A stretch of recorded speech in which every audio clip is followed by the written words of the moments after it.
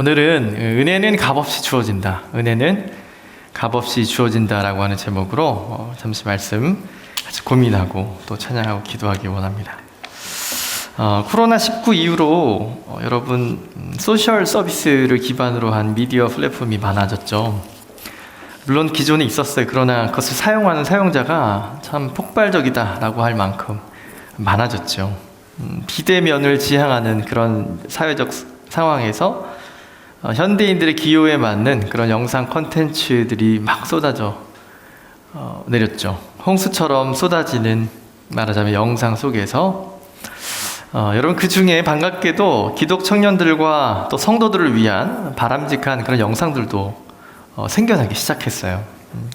그것들을 보면서 감사하기도 하고 다만 염려가 되는 부분이 있었습니다. 기독교 콘텐츠라고 말하는 영상 속 그런 성경적인 견해가 다소 부족하여 내용 그대로를 받아들이기에는 좀 적합하지 못한 그런 접근들이 많이 있었습니다. 특히 성경에 관한 이해나 또 우리에게 정말 중요한 이 구원 저와 여러분이 영원한 생명을 얻고 그 하나님 나라로 들어가는 그 삶에 대한 그 구원에 관한 내용에는 다양한 신학이 사실 있습니다. 그것처럼 그 이상의 다양한 접근들이 만들어지는 영상들 속에 있음을 보게 됐습니다. 이러한 현실 속에서 과연 구원에 대해서 저와 여러분의 태도는 어떤가? 어떤 구원관? 내가 생각하는 구원은 무엇인가? 구원을 내가 어떻게 이해하고 있는가? 고민하지 않을 수 없었습니다. 결론적으로 말씀드리는 것은 우리에게 반드시 구원에 관한 건강한 또 성경이 말하고 있는 뜻이죠. 성경적인 이해가 우리 모두에게 필요하다. 이런 생각을 하게 됐습니다. 예수를 믿고 새로운 사람이 되어 살아가는 구체적인 인생의 모습으로 구원을 이해할 때가 참 많이 있죠. 하지만 하나님은 이 위대한 일은 몇몇 인생을 통해서 다 보여주시려고 하지 않으시고 저와 여러분이 늘 보고 있는 이 성경, 특별히 예수 그리스도 인생으로 오신 그분의 삶과 그분의 죽으심, 그분이 부활하시고 다시 오신다고 하는 그 사실에 대해서 성경을 통해서 하나님은 우리에게 이 구원을 말하고 있다는 사실을 우리는 기억해야 합니다. 구원에 대한 바른 이해를 한다는 말은 다른 의미에서 보면 은혜, 발음이 어려워요. 저는 그냥 은혜라고 할 테니까 은혜라고 안 해도 양해 바랍니다. 은혜를 어떻게 바라보고 있는가와 맥락을 같이 합니다. 오늘 이 구원을 은혜의 관점으로 생각하고 성경적인 답을 좀 찾는 시간이 되었으면 좋겠습니다. 첫 번째로 구원에 대한 바른 이해가 우리에게 필요한데 여러분 비율의 함정이라고 하는 것이 있어요. 비율의 함정. 여러분 가르마를 아십니까? 가르마. 얼굴의 인상과 얼굴형을 가늠하고 이미지를 정하는데 외모적으로 말이죠. 가장 중요한 결정적인 역할을 한대요. 여러분 가지런한 머리에 어떤 비율을 넣어서 스타일을 만들기도 하죠. 좀 볼까요? 네. 모자를 쓰신 분도 있겠지만 네, 오늘 가르마를 여러분 기호에 따라서 오늘 아침에 기분에 따라서 타시는 분도 있고 늘 똑같이 이렇게 여러분 사실 제가 어렸을 때는 이 5대5라고 하는 비율이 되게 황금률이었어요. 꼭 80년대 90년대 젊은이 사이에서는 꼭 이렇게 안 하면 안 됐거든요. 네. 그리고 어린 시절 교장 선생님의 가르마 2대8이라고 하는 그 비율도 굉장히 사실 오늘날까지 많은 지성인들에게 사랑을 받는 비율이 아닌가 이런 생각을 해봅니다. 여러분 세월을 지나서 생각해보면 5대5 비율이나 2대8의 어떤 비율이나 그 작은 비율 하나하나에 사람들이 많이 목숨을 걸었죠. 네, 정확한 비율이 필요했고 적절한 비율로 멋진 인상을 만들어내려고 노력을 했어요. 여러분 그런데 이 비율을 한번 여러분 생각해보면 이 비율 생각을 해보면 반드시 한쪽이 늘어나면 다른 쪽은 줄어들게 돼 있죠. 네, 너무 간단한 이야기를 좀 드리고 있어요. 한쪽이 작아지면 나머지 부분이 크게 되는 것이 비율이라고 하는 것이죠. 여러분, 재미있는 현상입니다. 비율이 가지고 있는. 이와 같은 비율은 우리가 운전을 하는 운전자가 계시다면 정확하게 이 자동차 사고의 과실 비율에서 많이 우리가 이야기를 하죠. 손해보험협회에서 제공하는 어떤 비율 수정 방법에 따르면 사고가 일어났을 때 어느 한쪽의 과실 비율을 더하는 경우에 자연스럽게 한쪽이 늘어나게 되면 다른 쪽에서는 그 비율이 줄어들게 된다라고 하는 사실. 양자의 최종 과실 비율의 합계는 언제나 뭐죠? 100% 혹 1이다 100%가 된다고 하는 사실을 말해주고 있죠. 제가 왜 이 비율을 말씀을 드리냐면 이 비율은 우리의 삶에서도 그대로 나타나요. 하루 24시간이라고 하는 시간이 저와 여러분에게 주어지죠. 여러분 지금 이제 입춘이 되긴 했지만 여전히 춥죠. 아직 봄이 아직 안 오시나 봐요. 차가 밀리는지 늦게 오시는데 이제 절기가 넘어가면 여러분 어떤 일을 하죠? 집에서 시간이 여유가 있을 때 옷들을 정리를 하죠. 계절 옷을 정리하느라 시간을 많이 보내게 됩니다. 우리 형제들도 포함해서 여유가 있는 하루가 된다면 옷 정리를 하거나 한번 청소를 집에 여러분 하신다면 시간이 어떻게 가죠? 정말 금방 가요, 금방. 예. 네, 다른 일할 여유 없이 금방 하루가 지나버리고 말죠. 시간이 하루가 금방 가는구나. 여러분, 관계 속에서도 마찬가지예요. 저는 이제 결혼을 하고 지금 올해가 10년 차 정도 되고 있는데요. 우리 아이들과 시간을 함께 보내야 된다, 많이 보내야 된다라고 하는 이제 선배들이나 어떤 교훈들을 얻고 아이들과 시간을 많이 보내야지라고 노력을 해야 그래도 조금 이렇게 같이 이야기해주고 게임해주는 정도였어요.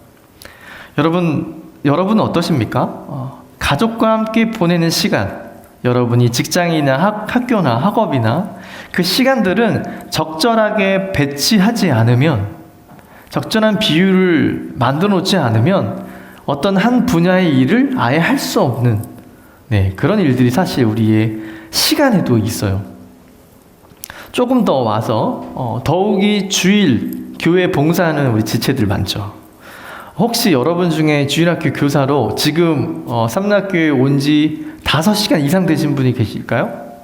네, 교회에 온 지 5시간 이상 되셨다. 그러니까 교회 9시 정도에 오신 9시면 고등부 예배가 드리고요. 중등부 예배가 드려져요. 네, 그 얘기는 중등부 혹은 고등부 교사를 하시는 분은 9시에 오시면 될까요? 안 될까요? 안 되죠. 적어도 30분 전에 오셔서 준비하고 기도하고 하시죠. 네. 무슨 얘기죠? 이 주일 시간 누구는 교회에 와서 시간을 굉장히 많이 보내죠. 헌신을 하죠. 좋은 말로.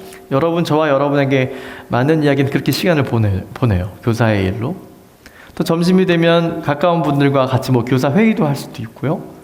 또 이제 우리 2시 예배를 위해서 또 모이기도 하고. 또 예배 끝나면 어떻게 되죠? 네, 시간에 따라 여러분이 활용할 수 있는 시간들이 늘 언제나 동일한 24시간의 시간 가운데 저와 여러분은 늘 일정 부분 이 비를 갖추어서 사용을 해요. 모든 것이 그렇습니다, 사실. 여러분, 이러한 우리의 삶이 이러한 상황 속에 늘 이렇게 반복되기 때문에 이 비율이라고 하는 것은 우리에게 굉장히 익숙해져 있습니다. 수학을 하거나 어떤 이렇게 수치화하는 것이 조금 힘들어서 그렇지 늘 우리는 그렇게 쓰고 있어요.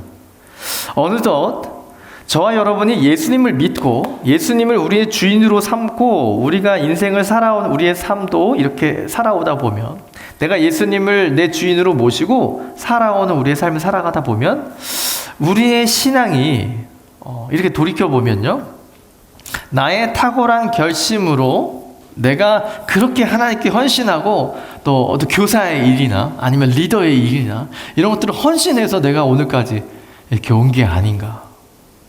내가 그렇게 결단하고 이렇게 했기 때문에 오늘 내가 이렇게 하나님의 은혜로, 말이 참 웃기지 않아요?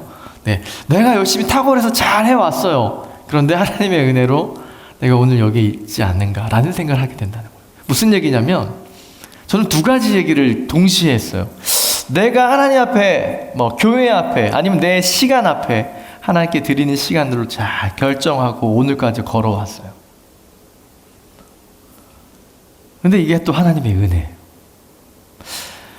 내가 한 일과 하나님의 은혜라고 하는 이것을 우리는 오늘 조금 이렇게 한번 비율 지어 보십시오. 여러분 안에 어느 정도의 비율로 오늘을 살아가고 있습니까? 하나님의 은혜가 한 80%, 100%를 얘기해서 하나님의 은혜가 여러분 인생이 한 80% 오늘까지 작용하셨나요? 여러분이 헌신하고 결단하고 끝까지 참고 죄와 싸웠던 그런 이제 삶 있잖아요. 다이나믹한 삶. 그 삶의 비중은 한 20% 되십니까? 아니면 내가 오늘까지 신앙 지키려고 얼마나 애썼는데요, 목사님. 목사님 잘 모르시죠? 저 정말 열심히 했어요. 오케이, 그러면 80%의 나의 오늘의 내가 있기까지 80%의 하나님을 향한 내 결단으로 왔다. 나머지 20%는 잘 하나님의 은혜로 오게 된다. 우리는 전자이든 후자이든 6대 4이든 5대 5이든 적절한 여러분이 인식하지 못하는 어떤 적절한 비율로 우리는 그렇게 인식할 때가 많이 있습니다. 여러분, 이것은 저와 여러분의 현재적인 상황을 제가 조금 구체적으로 말씀드렸고요.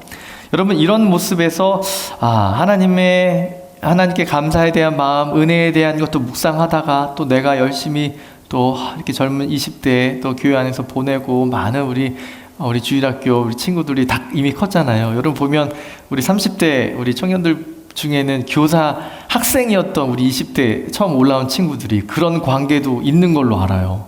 여러분 어떠세요? 우리 선배들 되게 뿌듯하지 않아요? 내가 그때 고등부할 때 그 고등 학생이었는데 우리 채민 자매가 저렇게 컸다. 이런 식의 얘기들이 보면서 되게 뿌듯해하면서 그때 내가 그렇게 헌신했던 거에 감사하기도 하고.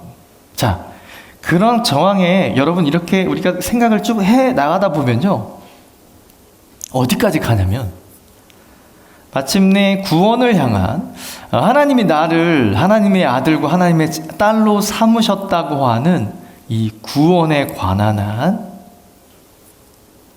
나의 태도도 마치 이 비율의 함정에 넘어가게 돼요. 무슨 얘기냐면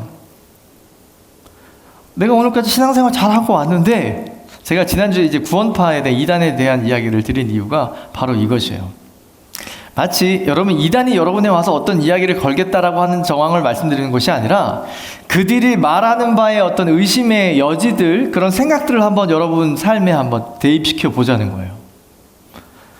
저와 여러분이 예수님의 자녀가, 하나님의 자녀가 된다고 하는 사실은 마치 신앙생활이 오늘까지 내가 왔던 여러 가지 내 여정, 신앙의 여정 가운데 내 결단과 노력과 또 하나님의 은혜가 적절히 버무려져서 왔던 것처럼 그 하나님의 나라, 영원한 나라에 들어가는 것도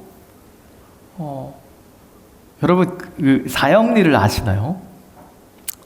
사실 이제 사형리가 좀 이제 루틴할 수 있는데, 사형리에 보면 성경적인 사실들을 이야기하고 이제 세 번째 이렇게 얘기하죠. 당신은 당신의 마음의 문을 열고 예수 그리스도를 받아들이시겠습니까? 이 묻는 정황이 나와요. 당신을 예수 그리스도가 당신의 주인이라고 고백하십시오. 당신은 주인이라고 고백하고 그 사실을 인정하십시오. 그러면 주님께서, 성령께서 여러분의 당신의 인생으로 찾아오실 거고요. 그분이 이제 당신은 다시 born again이라고 하죠. 이제 구원을 얻게 되는 겁니다. 자, 이거 다 아는 얘기죠, 그죠? 처음 듣는 분 없죠? 자, 그 저항에 이르러서 여러분의 마음을 여는 것이 여러분인가요? 아니면 예수님인가요? 조금 딱딱할 수 있는데 이런 이야기를 때문에 수많은 신학자들이 머리를 이제 뜯어가면서 싸우기 시작해서 이런 이 논의가 약 1000년 이상 된 이야기예요. 단순하게 이야기할 건 아니에요, 사실. 그런데 저와 여러분이 살아가는 현대의 신앙을 갖고 살아가는 우리 안에 이 루틴한 삶 가운데, 비율의 함정 속에 빠졌다가도 다시 회복했다고 하는 우리 삶 가운데 이런 구원에 관한 한 이것과 딱 만나게 되면 그 이야기들이 금방 우리 안에 수긍이 돼요. 맞네. 내가 내 마음의 문을 열지 않으면 주님이 내 안에 안 오실 거 아니야. 그치? 예수님을 믿고 안 믿고의 선택은 내가 하는 거 아니야? 그 말에 이해가 되기 시작하는 거예요. 여러분 정말 이건 신비로운 일이에요. 전혀 하나님의 은혜로 오늘까지 왔는데 갑자기 예수 그리스도를 영접하거나 구원을 얻거나 말거나 하는 문제가 나의 선택에 달려있다라고 하는 어떤 이야기들을 들으면 금방 수긍을 하기 시작한다는 거예요. 뭐가 좀 아닌 것 같은데도 수긍하게 되는 거지. 네, 동의되는 표현 맞죠? 표정이죠? 오케이, 계속 가겠습니다. 시간이 가기 때문에. 여러분, 이런 비율이 가져다주는 함정은 저와 여러분으로 하여금 구원을 오해하는 데까지 이르게 돼요. 여러분, 오늘 본문을 좀 들여다보겠습니다. 이런 정황 가운데. 여러분, 오늘 본문 한번 다시 보시겠습니까? 말씀을 한번 좀 띄워주세요. 오늘 본문은 고린도 전서예요. 고린도라고 하는 지역의 이름이고요. 편지를 바울이 쓴 거예요. 고린도에 바울이 개척해서 선교하셔가지고 이제 세운 교회가 있었어요. 고린도 교회는 굉장히 건강한 교회였습니다. 마치 여러분처럼. 정말 건강한 교회였어요. 그런데 그렇게 교회를 개척을 하고 바울이 다른 이제 지역으로 선교하러 가는데 소식이 들려오는 거예요. 그 고린도 그 교회에서 막 싸움이 있다는 거예요. 아니 건강한 그 교회들이 뭔 싸움이야? 봤더니 누구 리더가 더 멋진 리더냐? 나는 누구 리더 파야? 아니야, 나는 저 리더 파야. 그래? 다 나눠지기 시작했고 어떤 분들은 갑자기 기도하는데 방언을 막 하기 시작하는 거예요. 근데 이쪽은 야 너네 그런 거 이런 거 몰라? 나 그런 거 모르는데. 그래 너네 저쪽으로 가서 예배 드려. 이들 안에 여러분 다양한 것들이 많이 있었는데 이것을 건강하고 성경적으로 이해하는데 고린도 교회는 큰 문제들이 많이 있었어요. 이거 말고도 많은 문제들이 나와요. 그래서 고린도전서를 여러분 1장부터 보면요 바울이 약간 좀 화가 나 있어요. 여러분 괜히 기분 나쁘게 볼 필요 없어요. 고린도 교회의 그 상황 때문에 바울이 굉장히 조금 격양된 상태에서 글을 쓰게 돼요. 그래서 너희들한테 들려오는 소식 때문에 속상해서 바울이 막 쏟아놓습니다. 그 중에 하나가 오늘 4장에 사실 물이 있으면 좀 갖다 주시면 감사하겠습니다. 네, 그 4장 1절부터 쭉 그 라인을 다 여러분 사실 보셔야 돼요. 바울이 말하고 있는 그 어조를 여러분 꼭 보셔야 돼요. 꼭. 그 포인트 중에 하나가 오늘 7절인데 제가 한번 읽어드려 볼게요. 누가 너라고 하는 분들은 고린도 교회 성도들 말하는 거예요. 늘 싸우고 있는 그분들에게. 야, 죄송합니다. 이렇게 하면 안 되는데. 누가 너희를 남달리 구별하였느냐. 원어에 뭐라고 되어 있냐면 누가 너를 높게 평가하고 있느냐. 다시 말하면 누가 너를 칭찬하고 있느냐 이런 얘기예요. 누가 너희를 칭찬하니? 이런 얘기예요. 또 물어봐요. 너희가 받은 것 말고 뭘 가지고 있니? 너희한테 있는 건 다 받은 거 아니야? 라는 얘기입니다. 세 번째 문장. 만약 너희가 가지고 있는 게 다 100% 받은 거면 왜 받지 않은 것처럼, 이 받지 않은 것처럼이라고 하는 말은 정서가 조금 달라서 무슨 얘기냐면 마치 너네 것처럼 네가 한 것처럼 자랑하고 있냐라는 얘기예요. 다시 읽어드릴게요. 바울이 조금 격양돼서 이런 얘기를 하죠. 누가 너희를 칭찬하고 있니? 누가 너희 보고 잘하고 있다고 너 최고라고 말하고 있니? 야 생각해봐. 너가 지금 주머니에 있는 거 그거 다 받은 거 아니야? 하나님께? 그거 말고 너 뭐 가지고 있는 거 있었어? 세 번째 문장이에요. 만약 이 말이 사실이라면 너는 왜 안 받은 것처럼 마치 네가 만들어낸 것처럼 자랑을 하고 있는 거야 라고 묻는 거예요. 자, 이 표현은 구원에 관한 한 바울의 논지를 이 고린도 교회 성도에게 말하고 있는 겁니다. 무슨 얘기입니까? 결론적으로 구원이라고 하는 것은 어떤 것이에요? 저와 여러분의 주머니 속에서 만들어서 여러분이 가지고 있는 것이 아니라 100% 하나님께로부터 받은 것이라는 거예요. 그런데 그것이 우리에게 받아진 것, 하나님께 받은 것임에도 불구하고 우리는 이것을 가지고 뭐예요? 마치 내가 한 것처럼, 내가 뭔가 이것을 만들어 낸 것처럼 여기면서 뭐예요? 스스로를 뭐예요? 스스로를 높이는 것을 어려운 말로 교만이라 그래요. 스스로 내가 뭔가 있는 것처럼 생각하고 있는 거예요. 스스로가 자랑스러워하는 거예요. 여러분 컨피던스 땡큐 고맙습니다. 박수 한번 주실까요, 우리 지호 형제? 네, 우리 그 카페도 많이 이용해 주시고. 네, 오늘 설교 금방 끝나니까 조금만 참으세요. 네, 감사합니다. 네, 여러분 우리가 구원을 대하는 우리 태도의 비율의 함정에 갇혀서 우리는 우리에게 있는 이 구원의 거대한 사실이 마치 내가 무언가 다루고 보존하고 증폭시키고 해서 내가 가지고 있는 것처럼 여길 때가 너무너무 많고, 그래서 우리는 무엇을 잃어버립니까? 은혜라고 하는 개념을 점점 상실해가요. 여러분 은혜라는 게 뭔지 아세요? 은혜? 여러분 순수한 은혜를 고민해보면 부모님밖에 없어요. 부모님. 여러분 중에 부모님을 존경하는 분이 많이 있으시겠죠. 그런데 여러분 은혜라고 하는 사실을 집중하다 보면 가장 가까운 존재는 여러분의 부모님밖에 없어요. 여러분 부모님이 뭐 안 계신 분도 있으시겠지만 여러분은 다른 존재에 의해서 오늘 이 땅에 있잖아요. 그죠? 어떤 형제는 키가 너무 크고 너무 멋지고, 어떤 지체는 또 키도 작지만 또 여러분 우리는 다 제각각 모습으로 태어났죠. 누구에 의해서? 우리의 부모에 의해서. 그분이 우리에게 주신 값없이 주셨던 은혜. 여러분 그것이 은혜라고 하는 사실을 경험할 수 있는 말하자면 현대 마지노선이란 말 아시죠? 성경 밖에서 은혜를 경험할 수 있는 가장 최후의 보루는 뭐냐면 부모님의 은혜예요. 그런데 여러분 이 은혜조차 어떻게 되죠? 요즘은 어때요? 네, 아주 난리입니다. 난리. 부모가 어떻게 하죠? 네, 말도 안 되는 일들이, 이거는 사실 오늘날에 일어난 일은 아니에요. 역사의 고증을 해보면 사실 로마 시대도 그런 거 많았고 사실 많았습니다. 무슨 얘기냐? 점점 은혜라고 하는 개념을 우리는 점점 그러니까 추상 명사이잖아요. 관념적인 이것을 구체적인 내용의 양상을 우리는 점점 잃어버린 채 막 사용한다는 거예요. 그냥 막 사용하게 됐어요. 그래서 그 본질이 잊혀져 버렸어요. 은혜가 잊혀진 세대.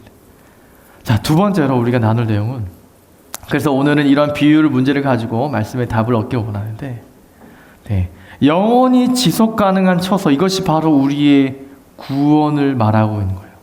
우리의 구원, 저와 여러분이 가지고 있는 이 구원은 영원히 지속 가능한 처소라고 하는 겁니다. 구원을 좀 제가 비유를 한번 해드리도록 할게요. 구원의 비유. 여러분 코로나19와 함께 여러분 이런 말, 여러분 대학생들이 많이 계시니까 지속 가능성에 대한 말 많이 들어봤죠.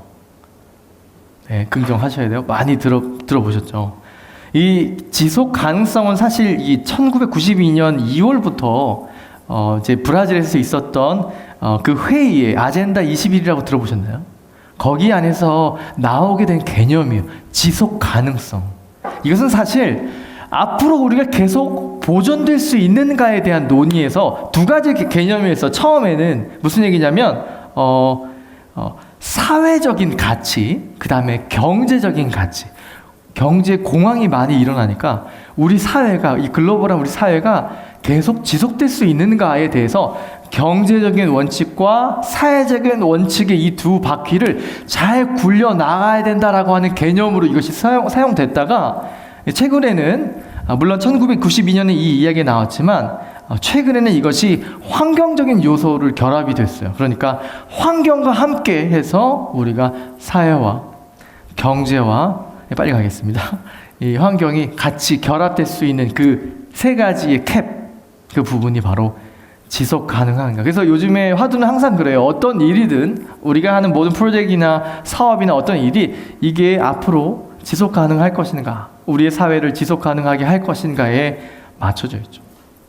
그래서 지속 가능성이라고 하는 말만 붙이면 다들 좋은 평가를 받아요. 여러분 우리의 사역도 마하나임의 2022년 사역도 지속 가능한가요? 네, 여러분, 우린 그렇게 채택하면 됩니다. 지속 가능한 마하나임 청년의 모습. 여러분, 구체적인 행동 계획이 그 안에 있습니다. 자, 그런데 먼저 구원을 우리가 살아가는 집으로 한번 비유를 해보겠습니다. 집. 성경은 구원이라고 하는 것은 저와 여러분에게 영원토록 지속 가능한 처소, 장소적인 개념으로 우리에게 말하고 있어요. 구원은 저와 여러분에게 보호할 공간을 제공하고 그곳에는 영원히 지속 가능한 음식이 있어요. 그리고 음료가 있어요.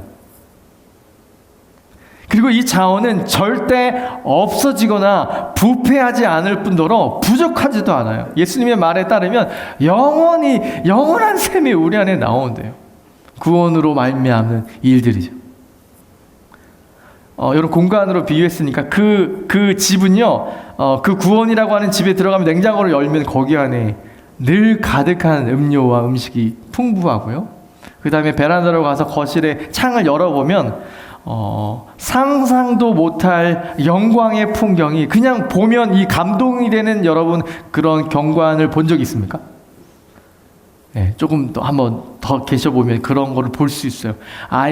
첫 아이를 안았을 때 어떤 광경도 영광스러울 수 있죠. 놀라운 어떤 자연의 어떤 것들, 장엄함을 보았을 때 여러분 그런 감정을 느낄 수 있어요.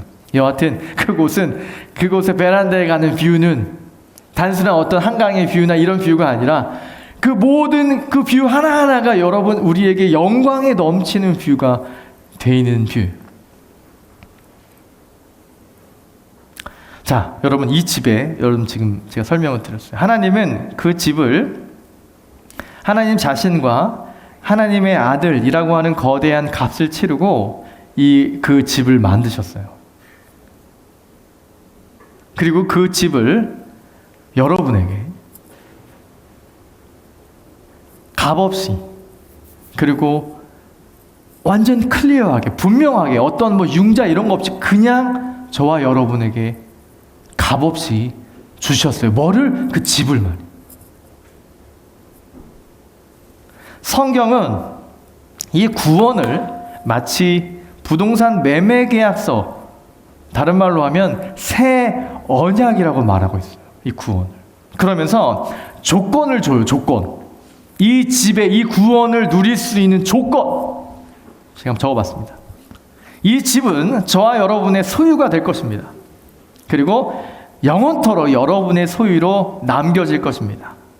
양도나 이렇게 되지 않는다는 거죠. 그렇게 하기 위해서 당신은 이 집을 선물처럼 취급을 해야 됩니다. 그리고 당신은 늘 기뻐해야 돼요. 누구와? 아버지와 아들과 함께 그 집에 살아야 돼요. 이 아버지와 아들은 하나님과 그의 아들 예수님이에요.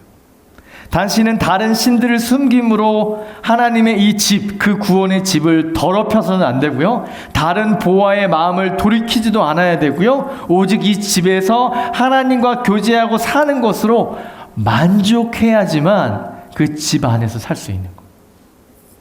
자, 여러분, 제가 구원이라고 하는 비유를 부동산에 좀 예를 들어봤습니다. 여러분, 부동산 계약을 해본 친구들이 있을까 모르겠는데, 여러분, 계약서를 하게 되면 그 약관들을 읽어보고 난 다음에 오케이, 예 하면 되는 거죠. 그죠? 여기에는 아까 말한 대로 어떠한 이 모든 게 다 페이가 다 됐어요. 예수님이 다 집으로 하셨어요. 여러분은 뭐만 하면 되면 그냥 읽고 그냥 예만 하면 되는 거예요. 구원이 저와 여러분에게 그렇게 주어졌다고 한다면 여러분은 그 다음에 구원을 어떻게 다뤄야 되는지에 대한 생각을 하셔야죠. 마지막 세 번째로 우리가 나눌 내용은 은혜를 구입하려고 하지 말라고 하는 거예요. 여러분, 그럼 은혜를 어떻게 다뤄야 될까요? 은혜를 은혜로 받아야 되는 것이 필요해요. 자, 아까 두 번째로 예를 든 부분에 여러분 그 계약에, 이 구원의 계약에 여러분 예라고 동의를 하면서 한번 생각을 해보세요. 이 말이 돼요, 이게? 이 집에 영원히 산다, 좋아요. 냉장고를 열어봤어요. 너무 이게 평생 제공되고 썩지도 않는다고요? 예. 값없이 다 진짜요? 아, 네. 그 하나님 당신들과 함께 이렇게 늘 즐거워하고 살면 된다고요? 이 영광의 비유를 보면서 예. 아, 네, 감사합니다 하고 하면서 여러분 안에 어떤 생각이, 한번 생각을 해보세요. 한편으로 이런 집에 살게 되려면 월 유지비가 얼마 정도 들지? 이 집에 살려면 적어도 한 달에 얼마 정도는 내야 되고, 내가 받는 샐러리로 얼마 정도 한 30년? 모자랄 것 같은데. 이제 회계사를 찾아갑니다. 변호사를 찾아갑니다. 이런 집을 계약한다고 하는데 제가 했는데요. 이거 사기 아니에요? 이게 사기가 아니라면 제가 뭔가 나중에 돈 달라 그러면 줘야 되잖아요. 얼마 정도 필요할까요? 다달이 한 요 정도 금액에 한 200년 정도 필요합니다. 라고 만약에 여러분 안에 견적이 나온다면, 여러분 잘 생각해 보세요. 내일부터 그 집에 살아. 이제 출근도 하고 그 집에 살아. 그런데 한편으로 20일 됐고 내일이 이제 한 달치를 만약에 달라고 하면 줘야 되는데, 하루하루 그 집에 살긴 사는데 어떤 마음으로 살아요? 늘 내가 일하는 거에 계속 모아두죠. 언제 이 월 렌탈료를 달라고 할지 모르니 매일매일 이걸 확인하는 거예요. 내가 이 집에 살아도 되나? 여러분, 그렇게 산다고 하는 사람이 있다고 한번 생각해 봅시다. 제가 드리는 지금 예화 가운데 여러분 좀 계셔야 돼요. 그 예화에 그렇게 사는 친구가 있다고 생각해 보세요. 자, 예화 밖에 있는 여러분은 그 친구를 어떻게 보겠습니까? 지혜 있는 사람으로 보이세요? 아니면 어리석은 사람으로 보입니까? 네, 극도로 어리석은 사람이에요. 아니, 그 사람 똑똑하다고 볼 수 있어요. 혹시라도 그 계약이 바뀌어질 수 있잖아요. 오케이. 그 친구가 어리석은 사람이 아니라면 이런 사람이겠죠. 그 계약을 의심하는 사람이겠죠. 여러분, 구원은, 성경은 이 언약을 우리 안에 허락을 하셨어요. 만약에 여러분 예수 그리스도를 믿고 그분과 함께하는 영원한 하나님의 나라에 대한 이 구원의 초청이 저와 여러분에게 믿기지 않게 된다면, 정말 여러분이 이미 구원 받았음에도 불구하고 구원을 미처 받지 않는 사람처럼 그렇게 하루하루 힘겹게 인생의 의미를 알지 못하고, 내가 어떻게 살아야 될까? 내가 어떻게 앞으로 내가 정말 구원 받은 건가? 오늘 있어지는 내 안에 이 죄성들이 올라오는 것을 경험할 때, 난 정말 아닌 것 같아. 난 아니지. 난 아니지. 아직 멀었지 뭐. 다시 또 이 죄를 저질렀는데, 난 아니지 뭐. 아니지. 마치 이 예화에 든 이 어리석은 사람과 동일한 거예요. 여러분, 만약에 여러분이 하나님께서 주신 이 구원의 언약을, 이 계약을 만약 예화처럼, 제가 드리는 이 비유처럼 다룬다면, 여러분은 그 구원을, 그 집을 어떻게 대할까요? 그것을 선물로 대하고 있습니까? 아니면 여러분이 구입한 부동산으로 대하는 것입니까? 만약에 저와 여러분에게 주신 하나님의 구원이 여러분이 매일매일 그 구원의 값을 갚아야 되고 늘 여러분 그런 여지가 있다면, 그 구원은 구원이 아니에요. 더 엄밀하게 말하면 그 구원은 은혜가 아니라 이 말이에요. 어떤 가치로 다 갚진 않았지만 하루 어치 여러분이 할 수 있는 어떤 얼마 정도 샐러리를 쪼개는지 모르겠어요. 얼마만큼의 이렇게 할부로 붙는지 모르지만 하나님의 구원의 언약에 대한 조금의 여러분 하루를 만약에 그렇게 하나님께 살아드린다면 그것은 은혜가 아니에요, 여러분. 여러분 잘 기억하셔야 합니다. 여기 오늘 설교 포인트가 있어요. 구원은 그런 것이 아니에요. 여러분이 마치 하나님과 그분의 일을 그렇게 대하고 있다면 여러분 은혜라고 말하지 마십시오. 1%의 0.1%의 여러분의 노력이 들어간 거예요. 그것은 성경은 은혜라고 말하지 않습니다. 여러분의 노력이라고 말해요. 단언컨대 로마서는 뭐라고 말하죠? 여러분의 인간의 어떠한 노력도 하나님을 알 수 없고 그 구원을 경험할 수 없다고 말하고 있어요. 에베소서에 보면 이 구원이 우리에게 뭐로 주어졌다고 합니까? 하나님의 은혜로, 여러분께 선물로 주어졌대요. 여러분 선물과 리워드의 차이 아십니까? 보상과 선물의 차이 아시죠? 이게 되게 익숙해. 요즘 선물이 아닌 게 많잖아요, 그죠? 여러분 그 통신 그 가입비 약정 걸면 뭐 이렇게 막 이게 선물이 아니잖아, 그죠? 따지고 보면. 미안합니다, 이거 좀 하시는 친구들이 있다면. 여러분 그게 선물이 대자치 고객님 사랑합니다라고 주는 게 아니잖아. 늘 우리가 나가는 렌탈료에 다 포함된 거라며요. 네, 정말 그렇대요. 그래서 그거 중간에 해지하면 그거 다 뱉어야 된대. 그 뱉어야 될 선물입니까? 네, 그렇죠? 여러분, 우리 성경은 뭐라고 말하냐면 이 구원을 저와 여러분에게 하나님이 주신 선물이라고 말해요. 여러분, 우리는 이 구원을 선물로 대하지 않을 때가 너무 많아요. 이것을 선물로 대할 때만이 그 구원의 집을 누릴 수 있는 거예요. 그것은 저와 여러분의 컨디션과 전혀 상관없어요. 우리 주님이 제게 주신 아름다운 곳이고 영원한 구원의 그 장 안에선 저는 언제나 평안함을 느낍니다. 그분이 제게 기쁨을 허락하세요. 제 안에 어려운 일이 겪어 있을 때라도, 제가 어떠한 반응을 보일 수 없을 때라도 그분의 숨결과 그분의 그 안에서는 나는 평안함을 경험하거든요. 그건 저의 구원받은 이 반증이라고 할 수 있어요. 여러분, 구원은 보상이 아니에요. 여러분의 노력과 여러분의 헌신에 대한 보상이 아닙니다. 그것은 은혜일 수 없어요. 여러분의 합리적이진 못하지만 그런지는 모르겠지만 여러분이 어느 정도의 여러분의 지분을 가져가는 것이라면 그것은 보상일 수밖에 없습니다. 만약에 구원을 우리가 보상처럼 다룬다면 하나님은 더 이상 우리에게, 저와 여러분에게 값없이 주시는 분이 아니실 겁니다. 그리고 당신은 그 집 가격을 매달 지불할 때마다 스스로 하나님의 노예라고 느껴질 거예요. 또 하루를 이렇게 살아드려야 돼? 이번 주 또 일찍 일어나서 교사 이 직분을 이렇게 해야 돼? 이렇게 해야 내게 은혜 주시고 복 주신다고? 여러분 그 하나님이 여러분 오해하고 계신 거예요. 여러분 그렇게 드리는 게 아니에요. 하나님은 그런 것을 원하시는 분이 아니에요. 하나님 뭐라고 하시냐요? 우리 이사야서에 보면 하나님이 무엇인가 부족해서 저와 여러분의 어떤 섬김을 필요하시는 분이 아니에요. 그분은 완전한 분이셔요. 하나님이 원하시는 일을 여러분 순종할 때 여러분이 누려지는 그 기쁨이 있기 때문에 그 일들을 감당하는 거예요. 여러분 안에서. 그래서 자원하는 마음을 말하는 것이죠. 오케이, 좀 너무 정리하겠습니다. 여러분, 우리는 다달이 그것을 지불할 때마다 스스로 그분의 노예로 여기게 될 것이고요. 그분이 당신을 향한 어떤 꿈과 어떤 기대도 하지 않으실 생명 없는 노예로 스스로를 여기게 될 겁니다. 저는 이 사실 때문에 주님을 떠난 이들을 많이 봤어요. 하나님을 섬기고 그 구원의 그 여정들을 바라보며 힘겹게 무겁게 여겨지는 많은 청년들을 바라보며 너무 마음이 아팠어요. 그리고 제가 해줄 수 있는 말이 없었어요.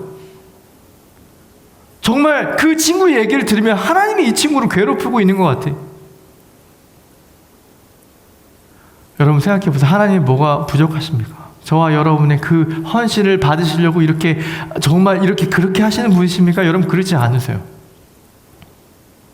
오히려 주님은 저와 여러분 품에 안으시고 우리를 위로해 주시는 분이에요. 그분이 여러분에게 새 힘을 주시고 여러분에게 그 사역을 주세요. 이거 감당할 수 있겠냐? 그때 감사하며 그 일들을 해 나가는 것이 선교입니다.